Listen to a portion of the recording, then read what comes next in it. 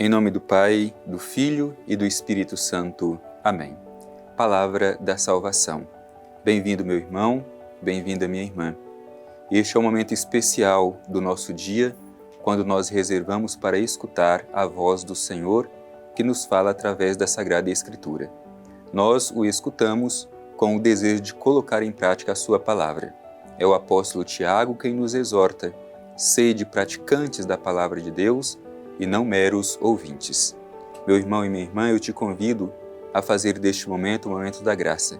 Deus nos ama e porque nos ama, Ele nos dirige a sua palavra. E nós, sentindo-nos amados como seus filhos e filhas, queremos acolher a voz do Senhor e permitir que ela ressoe em nosso coração. Escutemos a mensagem do Evangelho.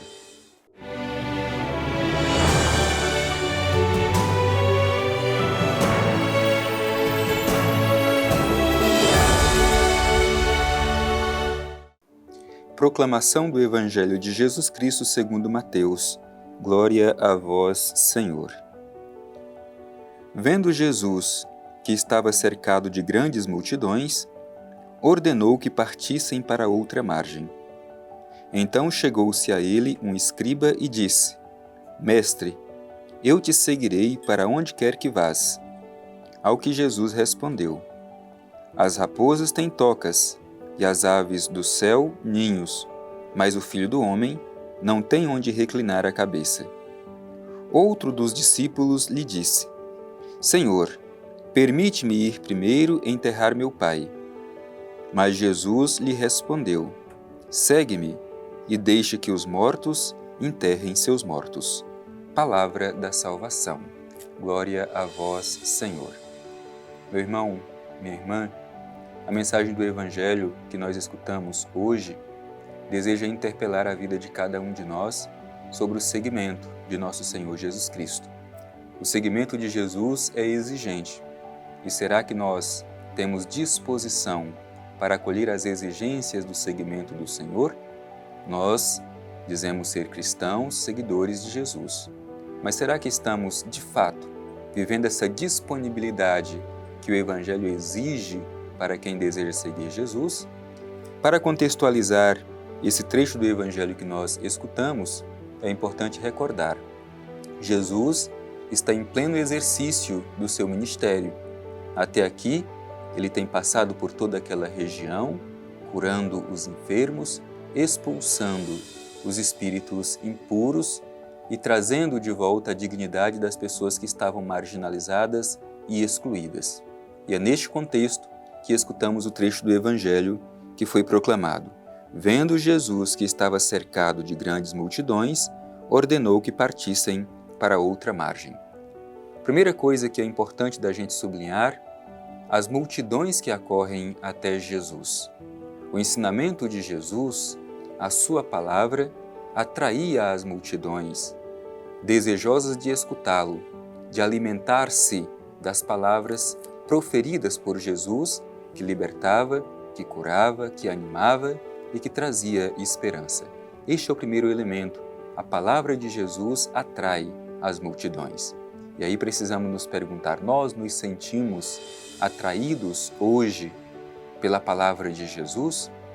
E a segunda coisa muito importante que o Evangelho destaca para nós é que, diante deste sucesso da pregação de Jesus, ele ordena aos seus discípulos para fazer a travessia para outra margem. O que isso significa, atravessar para outra margem? Primeiro, que a vida cristã é uma travessia. E como nós podemos acompanhar logo um pouco adiante do trecho que foi proclamado, narra justamente a travessia do mar, onde as ondas são violentas, as tempestades, os ventos são contrários. Assim é a igreja. A igreja precisa viver neste mundo como uma grande travessia. É necessário fazer a travessia para outra margem. O outro elemento que nos interpela neste Evangelho é justamente esse: Jesus está numa região e a sua missão está muito bem sucedida. As multidões acorrem a Jesus. As multidões são atraídas pelo seu ensinamento e pelos seus gestos. Mas Jesus não se deixa aprisionar pelo risco do sucesso. E esta mensagem é ligada diretamente a nós, sobretudo aos pregadores.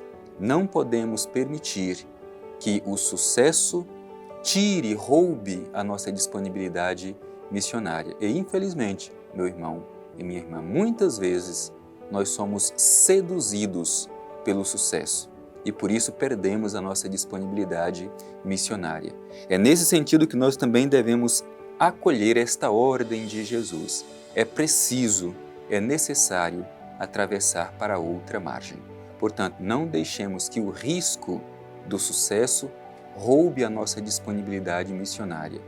O Evangelho deve ser a prioridade na nossa vida e muitas vezes nós nos apegamos a situações, pessoas e lugares que nos impedem de ser livres para anunciar o Evangelho. Portanto, Jesus não admite que os seus discípulos percam a mobilidade missionária. Em seguida, o Evangelho diz assim: Então chegou-se a ele um escriba e disse: Mestre, eu te seguirei para onde quer que vás. Aparentemente, uma vontade de seguir Jesus como algo muito positivo. E não é qualquer pessoa. Trata-se de um escriba, um mestre da lei. Portanto, trata-se de uma autoridade judaica, mas que sente-se atraída por Jesus pela sua pregação e manifesta o desejo de seguir Jesus. Eu te seguirei para onde quer que vás.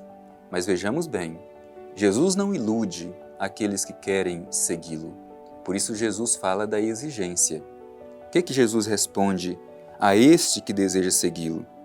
Jesus respondeu: As raposas têm tocas, as aves do céu ninhos, mas o Filho do Homem não tem onde reclinar a cabeça. Portanto, quem deseja seguir Jesus não pode tomar essa decisão em busca de qualquer outro tipo de recompensa. O seguimento de Jesus, na verdade, é uma resposta a um amor que já nos alcançou primeiro. Portanto, não podemos, em hipótese nenhuma, usar o seguimento de Jesus em busca de alcançar algum tipo de vantagem. É por isso que Jesus diz a este que deseja segui-lo: As raposas têm toca, as aves do céu ninhos, mas o Filho do Homem não tem onde reclinar a cabeça. Isto é totalmente livre, totalmente disponível para fazer crescer o reino de Deus. E nós, será que estamos, de fato, dispostos a acolher também esta exigência do seguimento de Jesus?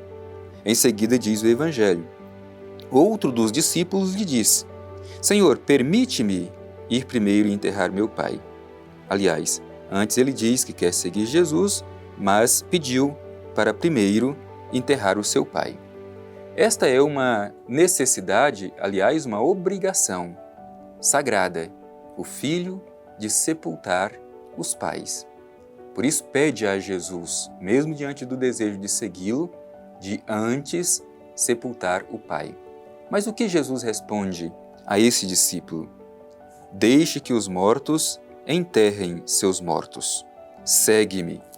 Veja bem, meu irmão e minha irmã, é claro que aqui Jesus não está de modo algum dizendo que não se deve cumprir esta obrigação sagrada de sepultar os mortos, sobretudo os pais. O que Jesus está dizendo é que o seguimento do seu caminho tem prioridade. Em primeiro lugar, nenhuma coisa, nenhuma pessoa, nenhuma situação pode ocupar o primeiro lugar na minha vida. Em primeiro lugar é o seguimento de Jesus. Por isso o Evangelho nos interpela a nos perguntar como está a nossa disponibilidade para o seguimento de Jesus. Não basta querer, é preciso ter disponibilidade, é preciso ter coragem. Afinal de contas, o seguimento de Jesus é exigente e muitas vezes nós não temos a coragem e a disposição para acolher a exigência do Evangelho para o seguimento de Jesus. Portanto, peçamos que esta mensagem do Evangelho, que narra a exigência para o seguimento de Jesus, nos encoraje, sobretudo a ter um coração disponível e livre para melhor seguir, melhor anunciar a Jesus e o seu Evangelho e melhor fazer crescer o reino dos céus.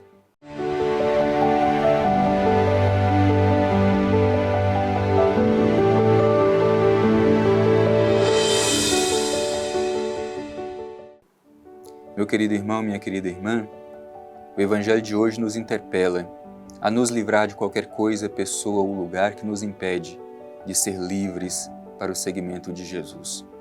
Por isso, ao concluir este nosso encontro diário ao redor da Palavra de Deus, voltemo-nos ao Divino Pai Eterno e com o coração sincero façamos a nossa oração.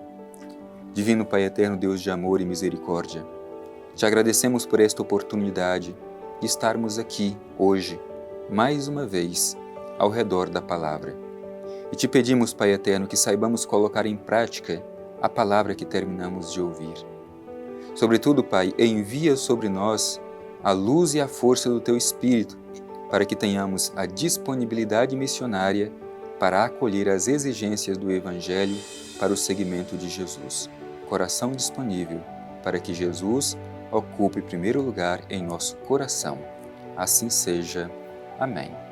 O Senhor esteja convosco, Ele está no meio de nós. Abençoe-vos o Deus Todo-Poderoso, Pai, Filho e Espírito Santo. Amém.